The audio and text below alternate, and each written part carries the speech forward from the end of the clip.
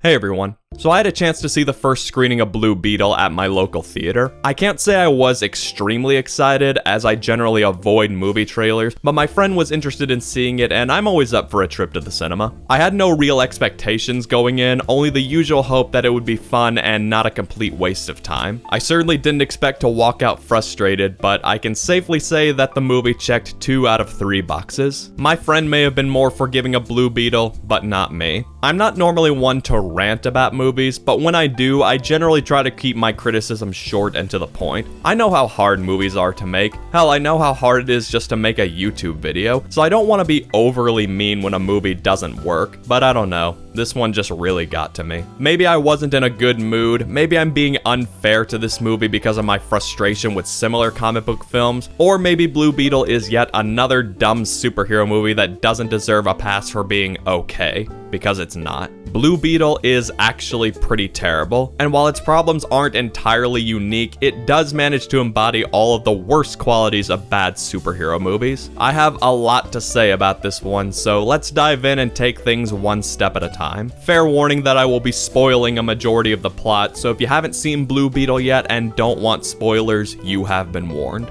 The movie starts with a rushed introduction followed by an equally rushed opening credits montage that rapidly gives Ted Kord's backstory in a way that's very difficult to follow. This is where a pattern begins to emerge. Every memorable moment reminds me of something I've seen in another comic book movie, both good and bad. The rushed and confusing opening credits full of exposition dumping reminds me of Black Widow. Granted, those credits were accompanied by a terrible cover of Smells Like Teen Spirit, so I guess these credits aren't as bad by comparison. Obviously, I don't expect a superhero movie to be 100% original in an oversaturated market, but a good movie should balance familiar ideas with new ones, or at least make up for a worn-out formula through engaging execution. Sadly, Blue Beetle tends to lack any of these qualities. We're then introduced to Jaime Reyes, played by Xolo Maridueña. I have to admit, I really like this character, partly because Xolo's personality has grown on me after 5 seasons of Cobra Kai, and partly because he's one of the few characters not written to be annoying or unnecessarily over the top. Now, on a side note, my friend pointed out that I'm probably being unfair toward this movie because it's not the worst superhero film I've ever seen. It doesn't do anything uniquely bad that other terrible comic book movies haven't already done, so maybe I'm being overly critical because of my growing frustration with disappointing blockbusters. He also pointed out that a lot of my criticisms arose because I compare so many scenes to other far better comic book films, and I suppose that's true enough. Unfortunately, I can't really remove this perspective from my analysis of the film. When you watch as many movies as I do, and when you've seen this character portrayed better in other stories, then you're naturally going to make comparisons to explain why a particular movie doesn't work for you. All of this is to say that I may make a lot of comparisons throughout this review, but these aren't the sole reason I dislike the movie. They're simply a helpful way to explain a problem I had with certain scenes. This brings me back to Jaime Reyes, whose story is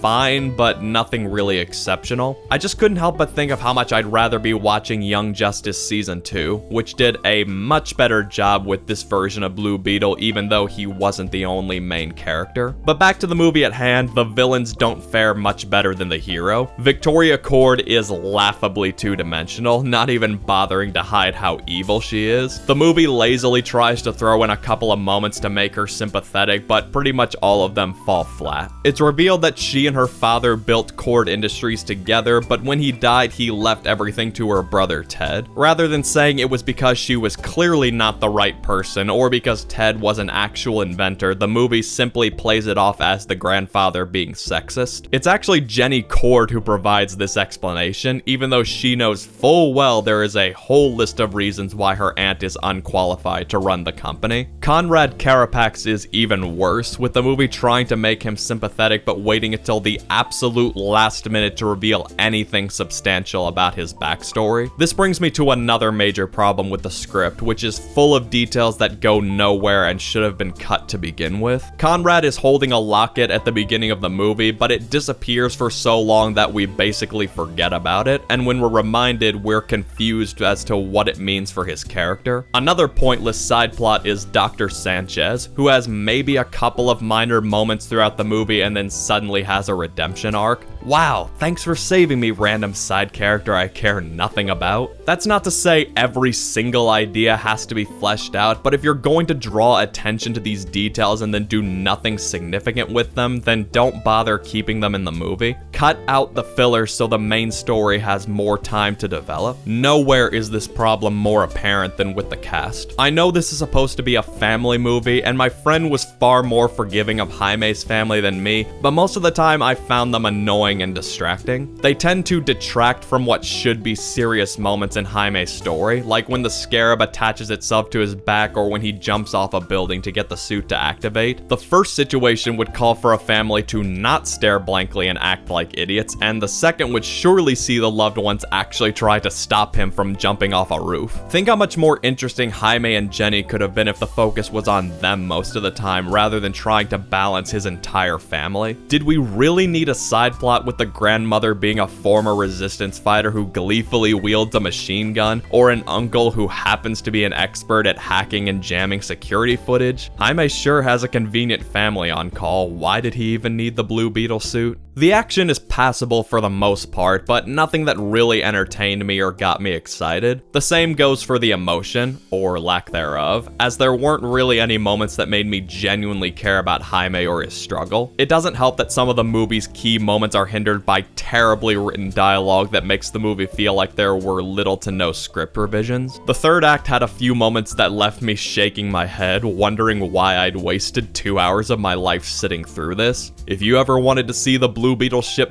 fart its enemies into submission, then this is the movie for you. I said earlier that there were a lot of moments that reminded me of far better comic book movies, and I noticed quite a few of them in the third act. Half the hero's mask is torn off in a brutal fight with the villain. The hero nearly kills the villain out of anger before their partner stops them. Robotic tentacles coming out of the hero's back to get the villain to let go of them. Again, no superhero movie is going to be fully original, but when every somewhat cool moment reminds me of a better movie, I'm reminded of how much I really wish I wasn't watching this movie. I wouldn't even mind the movie's lack of originality if it was good, but it's not. The final battle wraps up just as clumsily as the movie opened, with Jaime deciding to spare Conrad after learning that, big surprise, the villain has a tragic backstory. It feels kind of weird that the movie is saying we should spare an enemy because of their sad history. What if the scarab couldn't magically download the guy's memory into Jaime's head? Would he still have spared him?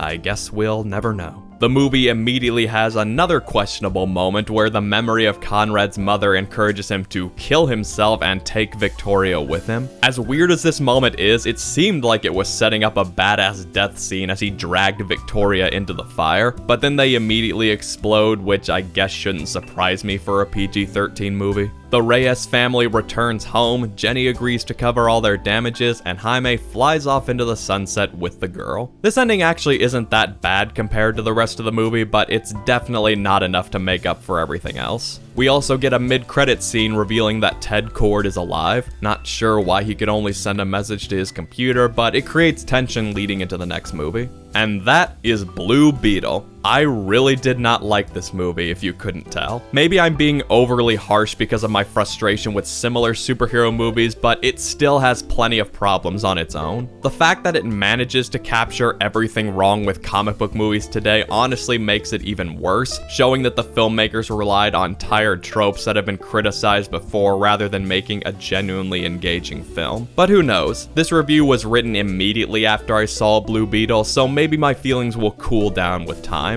The movie did kill any interest I had in whatever is left for the DCEU, but 2025 brings the possibility of James Gunn's new slate of movies turning things around. We'll just have to wait and see.